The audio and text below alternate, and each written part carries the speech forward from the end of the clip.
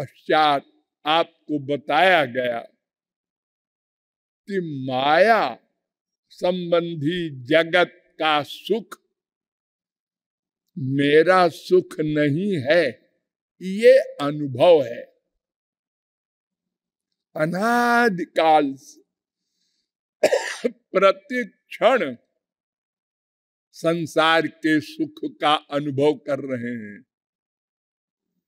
संसार 3 गुण का होता है, अजामेकाम लोहित शुक्ल कृष्णाम बहवी प्रजा सृजमानाम स्वरूपाः अजो ह्येको जुषमाणो नुषेते जहाते नाम भुक्त भोगा मजोन्यः। श्वेताश्वतरोपनिषद 4:5। नारायण पूर्व तापनीयोपनिषद का 5वां मंत्र भी है ये। यानी एक सात्विक माया होती है, एक राजस माया, एक तामस माया। तो सात्विक जो माया है उसका बहुत बड़ा सुख होता है।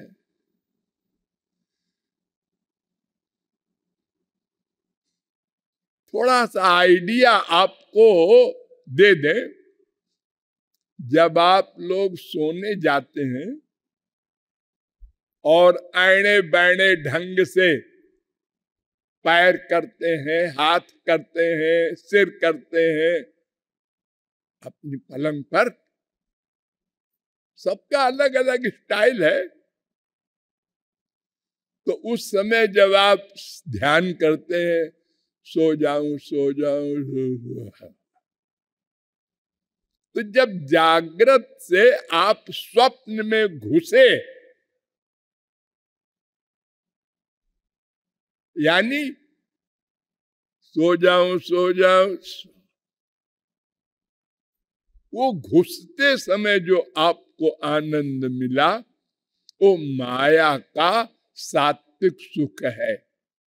इससे भी बड़ा सुख ज्ञानियों को मिलता है आत्मज्ञान की समाधि में, लेकिन वो भी माइक। तो माया का सुख भी कोई साधारण नहीं होता। अगर आत्मज्ञानियों वाला सुख आपको मिल जाए कभी, तो आप कहेंगे हो गया, मिल गया भगवान का सुख, अब कुछ नहीं चाहिए। लेकिन वो भी सात्विक सुख है। सात्विकम सुख मात्मोत्थम, भागवत।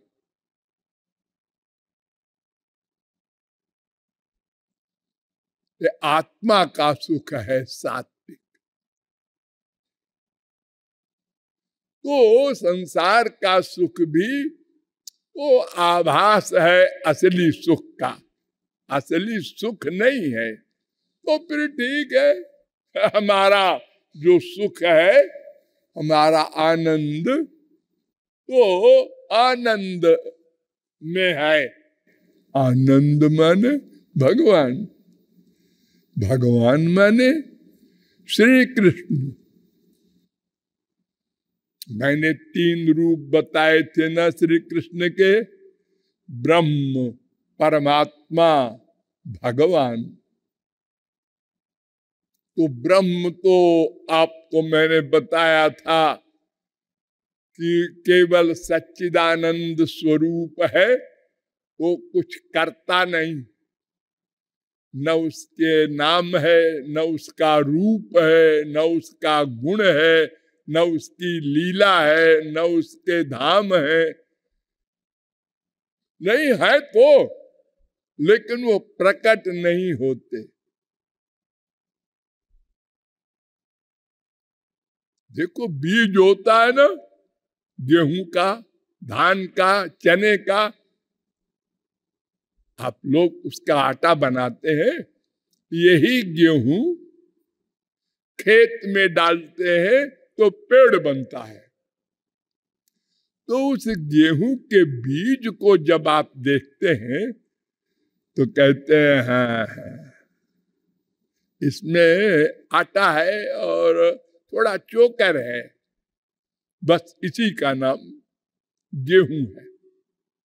नहीं नहीं, इसमें पेड़ है, डाले हैं, पत्ते हैं, फूल है, और एक बीज में 50 बीज पैदा करने की शक्ति भी है। जब खेत में डाला तो 2 महीने बाद देखा, अरे तो वैसे ये ब्रह्म में शक्तियां तो सब हैं। अरे वो श्री कृष्ण ही तो है, लेकिन प्रकट नहीं होती। 1 साल 2 साल 10 साल बोरे में रखे रहो गेहूं, अंकुर नहीं पैदा होगा। और दूसरा रूप जो परमात्मा का है वो 3 प्रकार का होता है। एक परमात्मा का रूप होता है कारणार्णवशायी, कारणार्णवशायी, अनंत कोटि ब्रह्मांड में वो व्याप्त होता है। परमात्मा का रूप माया से स्पर्श नहीं है उसका। और दूसरा है परमात्मा का रूप उसी कारणार्णवशायी का अंश, गर्भोदशायी, तो एक ब्रह्मांड में व्याप्त है परमात्मा। और तीसरा उसी का रूप है क्षीरोदशायी, वो सबके हृदय में रहता है। जो मैंने बताया था ना, 2 पर्सनैलिटी आपके हृदय में है। और द्वितीय जो क्षीरोदशायी के ऊपर है गर्भोदशायी, उसी के अंश है ब्रह्मा विष्णु शंकर। और ये अनंत ब्रह्मा है, अनंत विष्णु है, अनंत शंकर है। क्यों? वो एक एक ब्रह्मांड में एक ब्रह्मा, एक विष्णु, एक शंकर होते हैं। जैसे हमारे भारत में एक एक प्रांत में एक एक राज्यपाल होता है, गवर्नर, ऐसे ही 3-3 गवर्नर होते हैं एक एक ब्रह्मांड में। और असंख्य ब्रह्मांड हैं। संख्या चेत रजसामस्ति न विश्वानाम कदाचन। ब्रह्मांडों को कोई गिन नहीं सकता, करोड़ अरब नहीं, अनंत हैं। तो अनंत ब्रह्मा विष्णु शंकर हैं।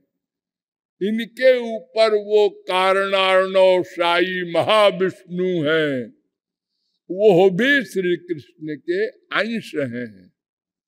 जस्यैकनिश्वसित कालमथावलंब्य जीवंत लोम बिलजा जगदंडनाथा विष्णुर्महान सह्यजस्य कला विशेषो गोविंदमादि पुरुषम तमहम भजामि। ब्रह्मा ने अपनी ब्रह्म संहिता में कहा था 5:48। तो उन भगवान श्री कृष्ण के बारे में बहुत कुछ बताया गया, क्या क्या उनमें गुण है, क्या क्या शक्तियां हैं। केवल एक दिग्दर्शन, जहां तक शब्द जा सकता है वहां तक आपको बता दिया। फिर मैंने बताया कि उस भगवान रूपी आनंद को पाने के लिए उसको जानना होगा। जब जानने का प्रश्न आया और वेदों के पास गए तो उन्होंने जवाब दे दिया, कोई नहीं जान सकता, खबरदार जानने की जुर्रत न करना, मर जाओगे। जब गहरा पानी होता है और कोई तैरना नहीं जानता तो लोग कहते हैं ए आगे नहीं जाना, डूब जाओगे।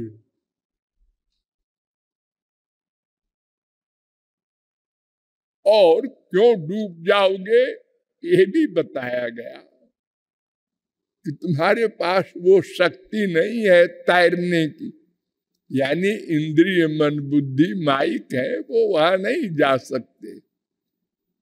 हम निराश हुए, लेकिन फिर वेदों ने हमको सहारा दिया कि नहीं नहीं, वो जाना जा सकता है, पाया जा सकता है। अनंत जीवों ने उसको प्राप्त किया है। तदर्थ उसकी कृपा अपेक्षित है। वो जिस पर कृपा करके अपनी इंद्रिय मन बुद्धि की पावर दे देता है, वो जीव उन भगवान को देख सकता है, सुन सकता है, सूंघ सकता है, रस ले सकता है, स्पर्श कर सकता है, ध्यान कर सकता है, जान सकता है। इसके पहले कुछ नहीं। तो ध्यान करना भी नहीं, नहीं। अरे क्या है का ध्यान करोगे? मन जहां तक जाएगा वो सब माइक होगा।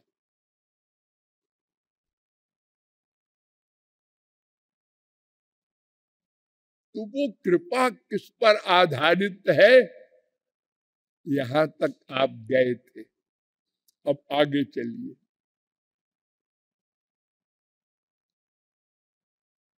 कृपा के लिए हमको भी कुछ करना होगा।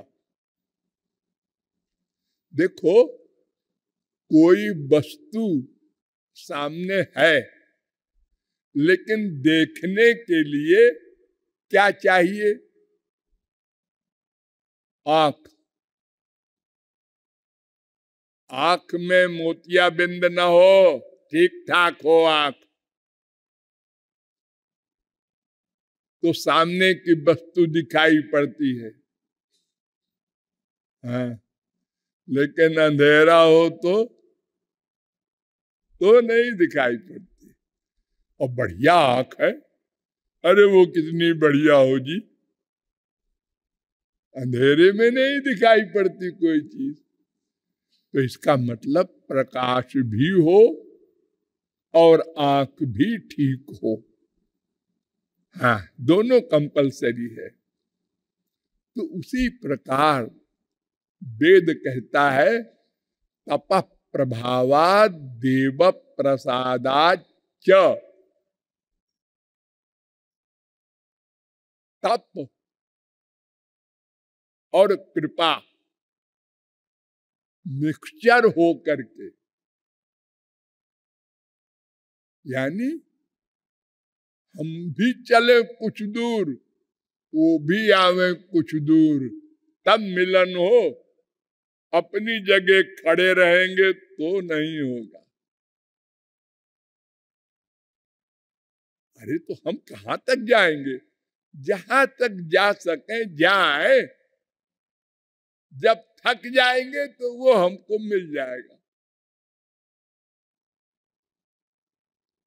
क्या मतलब? मतलब हमको भी कुछ करना है, तब वो कृपा मिलेगी।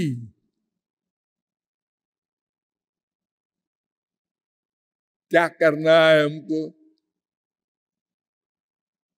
वेदों के पास चलो। वेदों ने, उपनिषदों में वेदों का जो उत्तर भाग है उसको उपनिषद कहते हैं। समझ लो सब लोग क्या बलाय है उपनिषद, जिसकी तारीफ मैक्स मूलर, शापनहर, बड़े बड़े विदेशी लोगों ने की है कि उपनिषद तो सूरज के समान है और देशों की जो फिलॉसफी है वो किरण के समान है।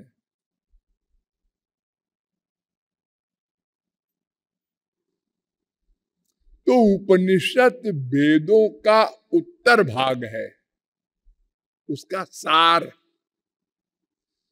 और उपनिषदों का सार है वेदांत, ब्रह्म सूत्र जो हम बोलते हैं ना, वेद व्यास का। और ब्रह्म सूत्र और उपनिषद इन सब का सार है भागवत।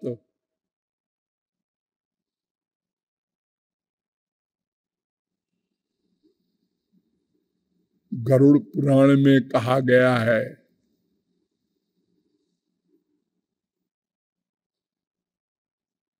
अर्थोयम ब्रह्म सूत्राणाम सर्वोपनिषदाम।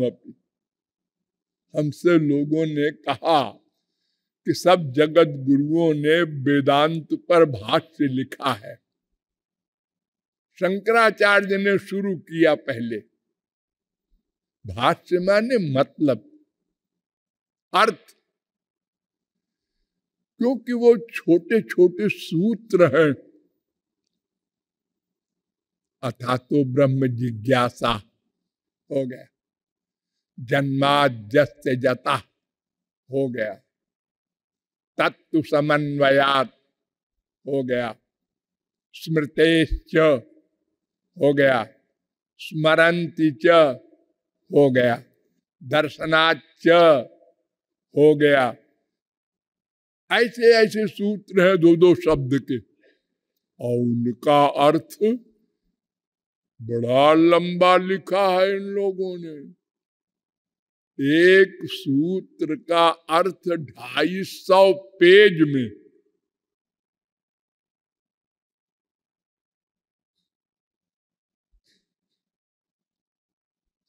इतना कौन पढ़े कौन समझे। तो इसका जो अर्थ है सब जगत गुरुओं ने लिखा है, थोड़ा थोड़ा अंतर है, खाली शंकराचार्य से बहुत ज्यादा अंतर है, उल्टा है बिल्कुल। शंकराचार्य ने अपने भाष्य में लिखा है सगुण साकार भगवान श्री कृष्ण माइक हैं, सत्व गुणी हैं, ब्रह्म नहीं है। और श्री कृष्ण की भक्ति भी किया है। दोनों बातें हैं उनकी। वो मैंने आपको कई बार बताया है कि वो भगवान कृष्ण की जो आज्ञा थी उसी के अनुसार उन्होंने सब किया है, लेकिन भागवत को नहीं छुआ शंकराचार्य जी ने। क्योंकि अगर भागवत का भाष्य लिखते तब तो पहले ही उनको मानना पड़ता श्री कृष्ण ब्रह्म के बाप है। बाप माने प्रतिष्ठा, आश्रय। ब्रह्मणो ही प्रतिष्ठा हो अमृतस्याभ्यस्य च। मैंने बार बार आपको बताया है कि ब्रह्म का आश्रय भगवान है, श्री कृष्ण है। परमात्मा का आश्रय श्री कृष्ण है।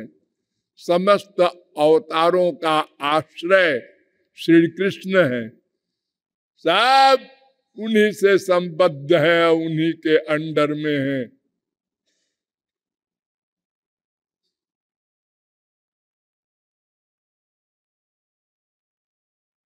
तो मैंने कहा जब वेद व्यास ने स्वयं लिखा है गरुड़ पुराण में, सब लोग ध्यान से समझो, अर्थोयम ब्रह्म सूत्राणाम, मेरे ब्रह्म सूत्र वेदांत का अर्थ मैंने स्वयं लिख दिया।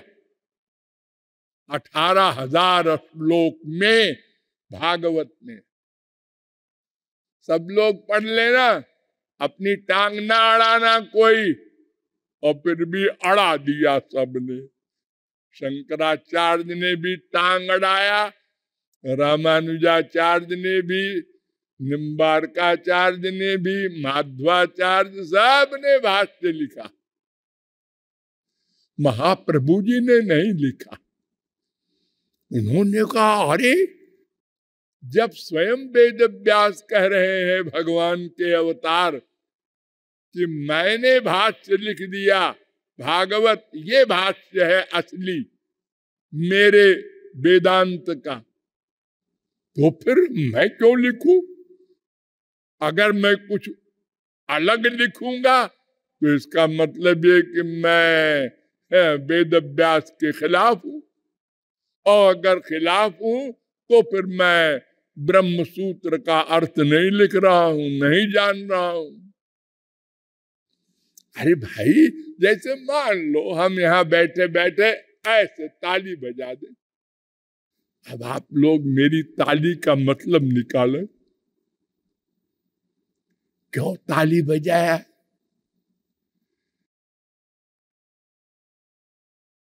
लेकिन मैंने क्यों बजाया इसको तो मैं जानता हूं।